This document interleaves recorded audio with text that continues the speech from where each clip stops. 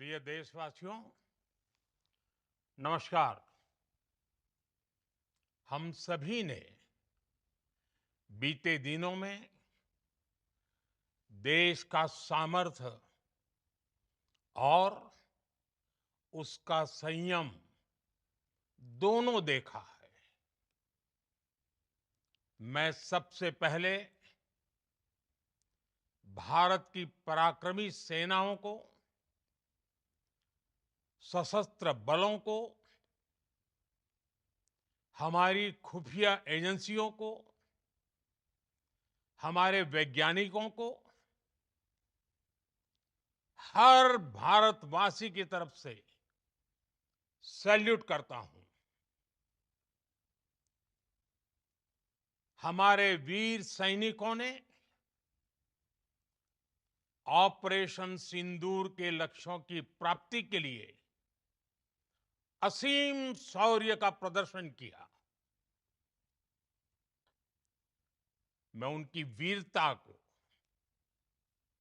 उनके साहस को, उनके पराक्रम को आज समर्पित करता हूं हमारे देश की हर माता को, देश की हर बहन को और देश की हर बेटी को ये पराक्रम समर्पित करता हूं। साथियों, 22 अप्रैल को पहलगाम में आतंकवादियों ने जो बर्बरता दिखाई थी, उसने देश और दुनिया को झकझोर दिया था।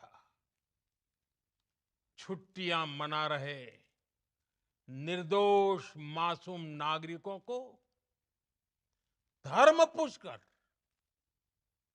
उनके परिवार के सामने, उनके बच्चों के सामने बेरहमी से मार डालना, यह आतंक का बहुत बीभत्स चेहरा था, क्रूरता थी। ये देश के सद्भाव को तोड़ने की घिनौनी कोशिश भी थी। मेरे लिए व्यक्तिगत रूप से ये पीड़ा बहुत बड़ी थी। इस आतंकी हमले के बाद सारा राष्ट्र, हर नागरिक, हर समाज, हर वर्ग, हर राजनीतिक दल एक स्वर में आतंक के खिलाफ कड़ी कार्रवाई के लिए उठ खड़ा हुआ। हमने आतंकवादियों को मिट्टी में मिलाने के लिए भारत की सेनाओं को पूरी छूट दे दी और आज हर आतंकी, आतंक का हर संगठन जान चुका है कि हमारी बहनों बेटियों के माथे से सिंदूर हटाने का अंजाम क्या होता है। साथियों, ऑपरेशन सिंदूर ये सिर्फ नाम नहीं है, ये देश के कोटि कोटि लोगों की भावनाओं का प्रतिबिंब है। ऑपरेशन सिंदूर न्याय की अखंड प्रतिज्ञा है।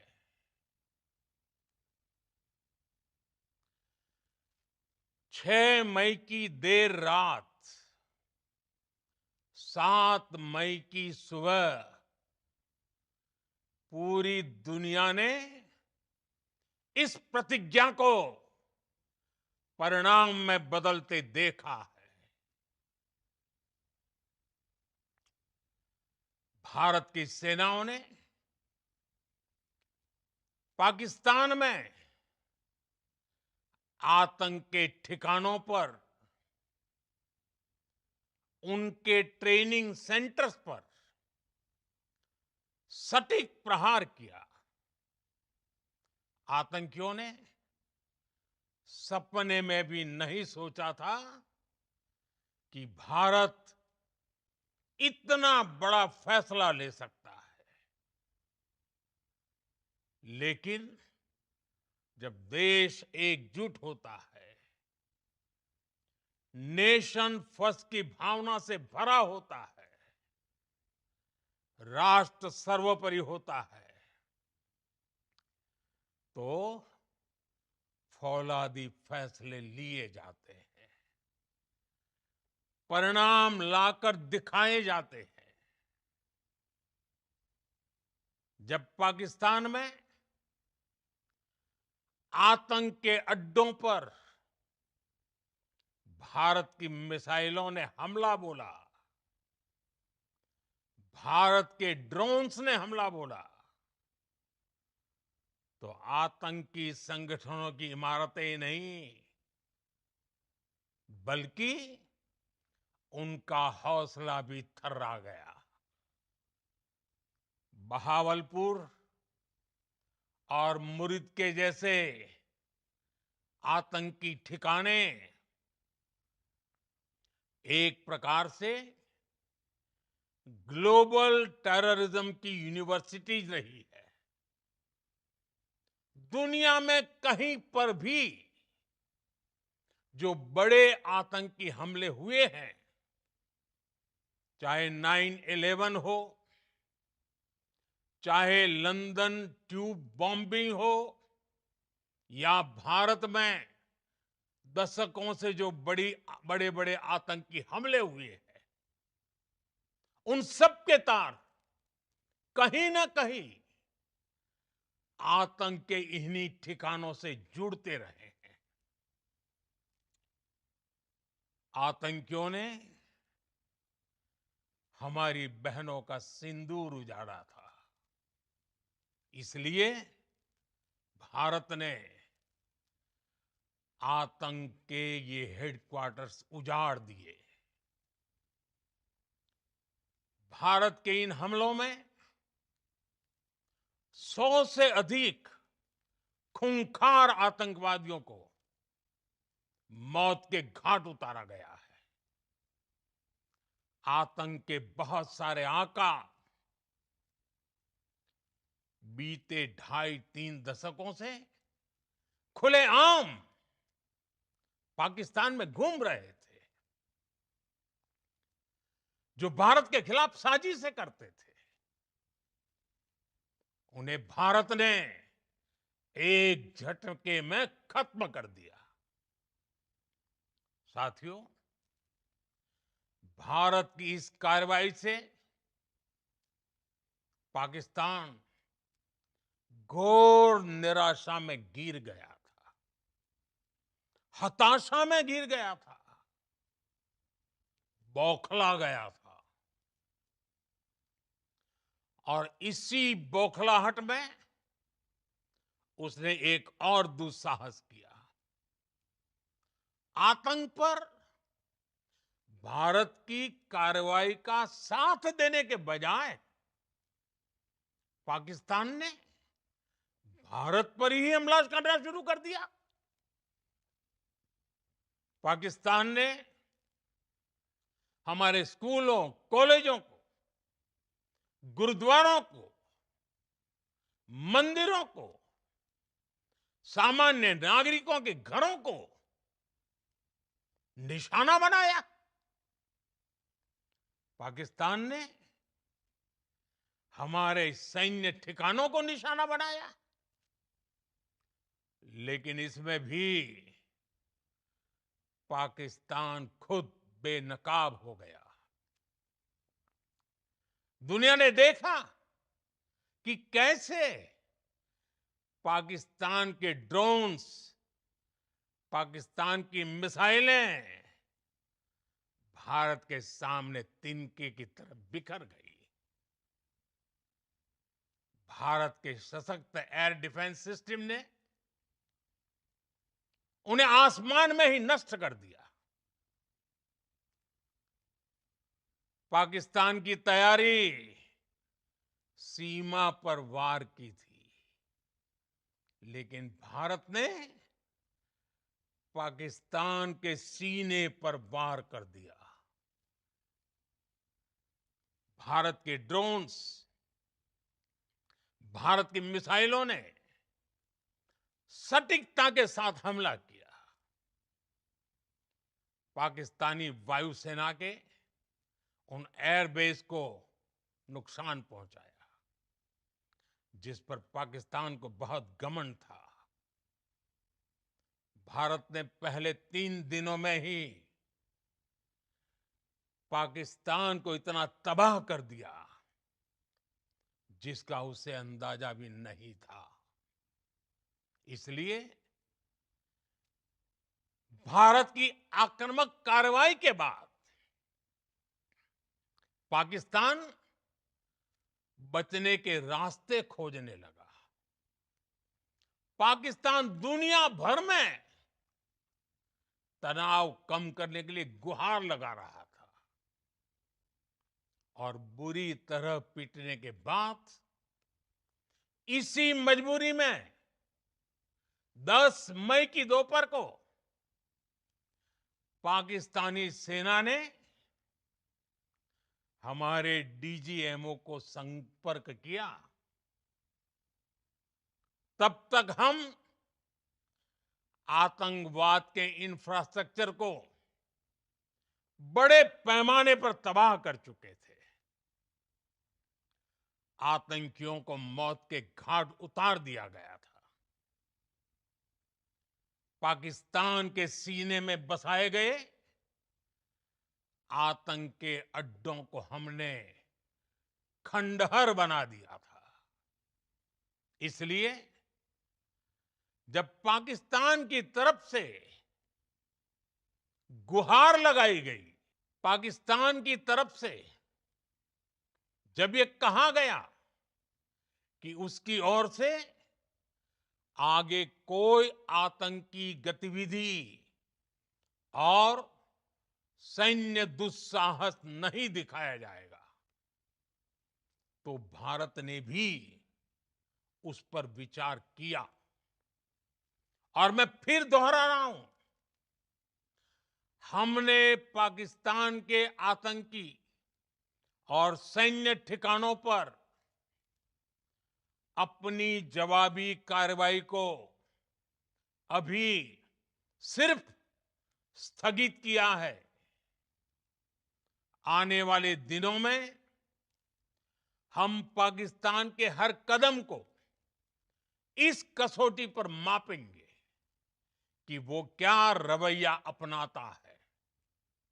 साथियों, भारत की तीनों सेनाएं, हमारी एयरफोर्स, हमारी आर्मी और हमारी नेवी, हमारी border security force BSF, Bharat के अर्धसैनिक बल लगातार अलर्ट पर है। सर्जिकल स्ट्राइक और एयर स्ट्राइक के बाद अब ऑपरेशन सिंदूर आतंक के खिलाफ भारत की नीति है। ऑपरेशन सिंदूर ने आतंक के खिलाफ लड़ाई में एक नई लकीर खींच दी है, एक नया पैमाना, न्यू नॉर्मल तय कर दिया है। पहला, भारत पर आतंकी हमला हुआ तो मुंह तोड़ जवाब दिया जाएगा। हम अपने तरीके से, अपनी शर्तों पर जवाब देकर रहेंगे। हर उस जगह जाकर कठोर कार्रवाई करेंगे जहां से आतंक की जड़ें निकलती हैं। दूसरा, कोई भी न्यूक्लियर ब्लैकमेल भारत नहीं सहेगा। न्यूक्लियर ब्लैकमेल की आड़ में पनप रहे आतंकी ठिकानों पर भारत सटीक और निर्णायक प्रहार करेगा। तीसरा, हम आतंक की सरपरस्त सरकार और आतंक के आकाओं को अलग अलग नहीं देखेंगे। ऑपरेशन सिंदूर के दौरान दुनिया ने पाकिस्तान का वो घिनौना सच फिर देखा है, जब मारे गए आतंकियों को विदाई देने पाकिस्तानी सेना के बड़े बड़े अफसर उमड़ पड़े। स्टेट स्पॉन्सर्ड टेररिज्म का ये बहुत बड़ा सबूत है।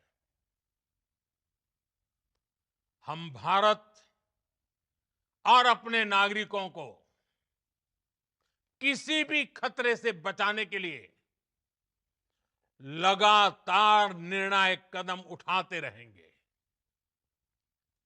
साथियों, युद्ध के मैदान पर हमने हर बार पाकिस्तान को धूल चटाई है और इस बार ऑपरेशन सिंदूर ने नया आयाम जोड़ा है। हमने रेगिस्तानों और पहाड़ों में अपनी क्षमता का शानदार प्रदर्शन किया और साथ ही न्यू एज वॉरफेयर में भी अपनी श्रेष्ठता सिद्ध की। इस ऑपरेशन के दौरान हमारे मेड इन इंडिया हथियारों की प्रामाणिकता सिद्ध हुई। आज दुनिया देख रही है 21वीं सदी के वॉरफेयर में made in India defence equipments, इसका समय आ चुका है। साथियों, हर प्रकार के आतंकवाद के खिलाफ हम सभी का एकजुट रहना हमारी एकता, हमारी सबसे बड़ी शक्ति है। निश्चित तौर पर ये युग युद्ध का नहीं है, लेकिन ये युग आतंकवाद का भी नहीं है। टेररिज्म के खिलाफ जीरो टॉलरेंस, ये एक बेहतर दुनिया की गारंटी है। साथियों, पाकिस्तानी फौज, पाकिस्तान की सरकार जिस तरह आतंकवाद को खाद पानी दे रहे हैं, वो एक दिन पाकिस्तान को ही समाप्त कर देगा। पाकिस्तान को अगर बचना है तो उसे अपने टेरर इंफ्रास्ट्रक्चर का सफाया करना ही होगा। इसके अलावा शांति का कोई रास्ता नहीं है। भारत का मत एकदम स्पष्ट है। टेरर और टॉक एक साथ नहीं हो सकते। टेरर और ट्रेड एक साथ नहीं चल सकते और पानी और खून भी एक साथ नहीं बह सकता। मैं आज विश्व समुदाय को भी कहूंगा, हमारी घोषित नीति रही है अगर पाकिस्तान से बात होगी तो टेररिज्म पर ही होगी। अगर पाकिस्तान से बात होगी तो पाक ऑक्युपाइड कश्मीर पीओके उस पर ही होगी। प्रिय देशवासियों, आज बुद्ध पूर्णिमा है। भगवान बुद्ध ने हमें शांति का रास्ता दिखाया है। शांति का मार्ग भी शक्ति से होकर जाता है। मानवता शांति और समृद्धि की तरफ बढ़े,